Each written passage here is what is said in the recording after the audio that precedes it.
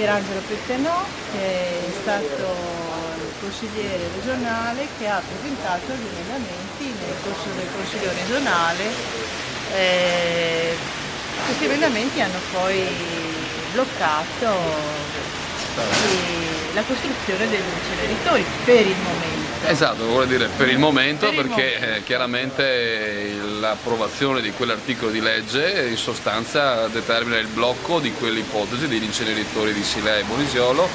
in attesa che si faccia il piano generale dei rifiuti. Era anche una battaglia sacrosanta non solo per dire no agli inceneritori, ma per dire che non si possono scegliere di fare inceneritori senza avere prima avere a disposizione un piano che decida un attimo la programmazione. Però devo aggiungere in qualche maniera che questi emendamenti nella loro stesura finale sono stati il frutto di una collaborazione stretta con i comitati, con i rappresentanti di questi comitati che hanno, devo dire, anche suggerito in maniera molto competente una serie di passaggi che sono stati poi importanti e determinanti per l'approvazione.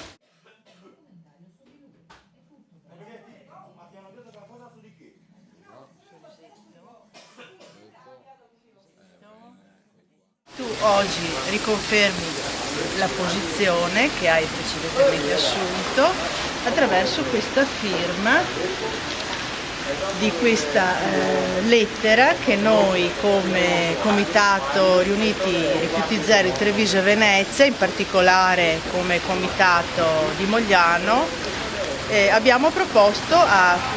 alla maggior parte dei candidati consiglieri regionali. Ma lo faccio molto volentieri, anche perché la collaborazione con i comitati la ritengo essenziale ed è stata essenziale per questa prima battaglia vinta,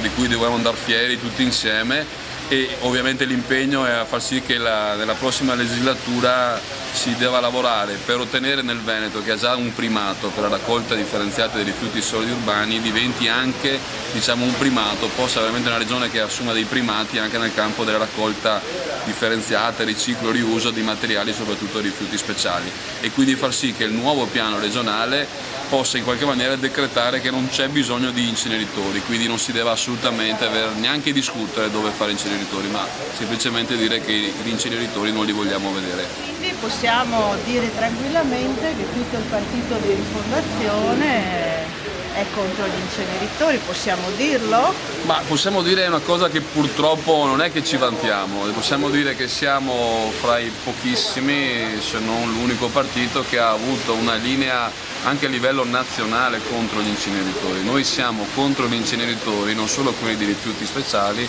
ma noi siamo contro l'incenerimento anche dei rifiuti solidi urbani. Sappiamo che altri invece, che magari fanno una battaglia anche ambientalista, ritengono invece necessario per esempio bruciare il CDR prodotto dai rifiuti per fare energia. Ne abbiamo esempi anche qui a Venezia, qui vicino, a Fusina, un grande inceneritore, anche quello dell'Enel, che va a combustibile appunto da rifiuti e produce energia. Noi siamo sempre stati contrari anche a questa soluzione, perché riteniamo che il ciclo appunto dei rifiuti deve essere a rifiuti zero, cioè vuol dire che se ci sarà bisogno di un incenerimento deve essere il più basso possibile. Altrimenti succede come a Venezia, che si deve fare una bassissima raccolta differenziata, non si deve fare il porta a porta perché altrimenti l'inceneritore non avrebbe da cosa bruciare, e quindi è una sorta di legame che viene mantenuto. Se non fai la raccolta differenziata hai l'indifferenziato da bruciare, lo trasformi in combustibile da rifiuti, cosiddetto CDR, e poi lo devi bruciare. Noi siamo contro questa logica perché riteniamo che appunto il principio dei rifiuti zero sia assolutamente una battaglia anche per una società diversa da questa che abbiamo. Ecco, sono Marcello Criveller, candidato dell'UDC per la Regione Veneto, e ho sottoscritto la lettera di impegno che mi è stata sottoposta dal comitato, del quale peraltro faccio parte, e che ovviamente rappresenta la continuità dell'impegno che da oltre 20 anni sto approfondendo nell'ambito dei movimenti e delle attività a favore del nostro ambiente, dal passante alle cave, alle discariche, e adesso naturalmente ultimo arrivato purtroppo l'inceneritore. Va bene?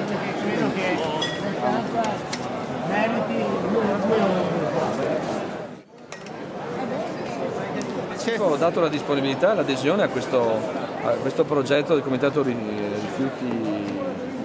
Zero, e credo in linea e in coerenza con quello che ho già detto e soprattutto operato in Regione Veneto sulla vicenda dei progettati inceneritori industriali di Silea e di Mogliano. Quindi in questo senso la mia disponibilità va nell'ottica della coerenza con quel dato. Perfetto, grazie.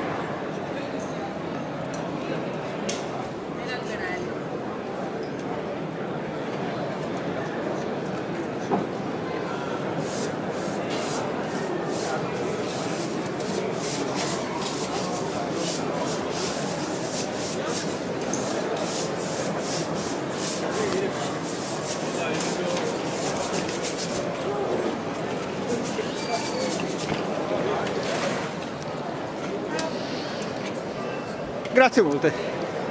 E il discorso degli inceneritori,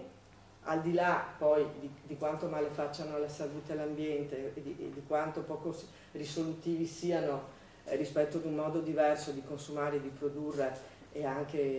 di vivere il territorio, sono decisioni prese sulla testa dei cittadini in maniera anche subdola e in maniera anche ingannevole.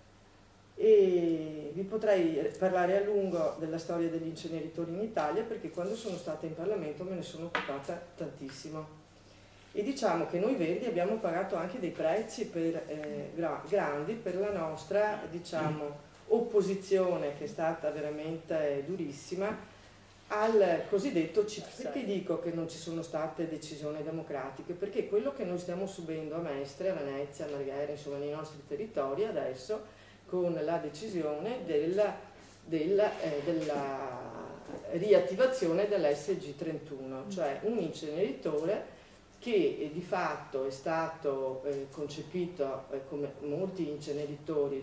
per lavorare, per eliminare i residui del prodotto industriale di Porto Marghera. In effetti, siccome ormai anche a Porto Marghera, come sapete, la produzione e quindi anche i rifiuti sono diminuiti, allora questo inceneritore è praticamente sottoutilizzato, perché gli inceneritori devono, per essere, diciamo, economicamente vantaggiosi, funzionare a pieno regime, o comunque a un regime tale per cui non deve intervenire per ripianare il bilancio la regione, come succede, adesso non vi sto a spiegare tutta la trafila, con l'SG31, per cui